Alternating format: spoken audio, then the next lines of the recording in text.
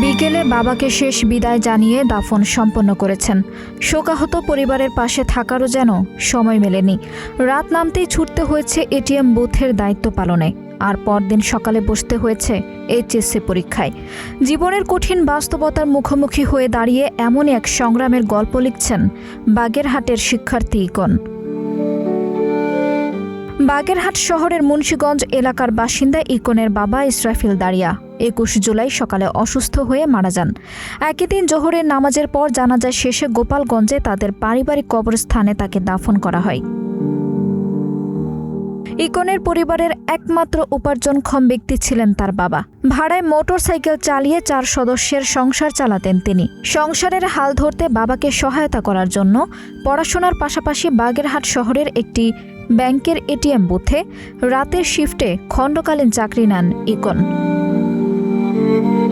কিন্তু বাবার মৃত্যুর সঙ্গে সঙ্গে পুরো পরিবারের দায়িত্ব এসে পড়ে তার কাঁধে।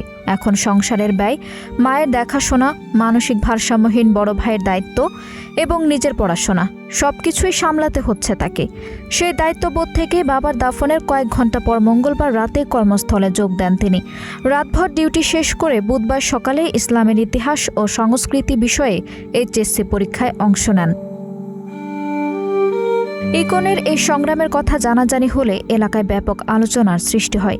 শোকের ভার, সংসারের দায়িত্ব এবং শিক্ষা জীবনের কঠিন লড়াই একসঙ্গে সামলেও তার দৃঢ় মানসিকতা ও দায়িত্ববোধের প্রশংসা করছেন স্থানীয়রা।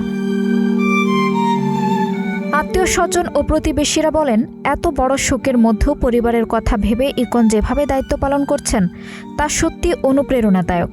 তারা ইকন ও তার পরিবারের জন্য সবার কাছে দোয়া কামনা করছেন। আঞ্জুম হক আরবি, টাইম নিউজ ডেস্ক।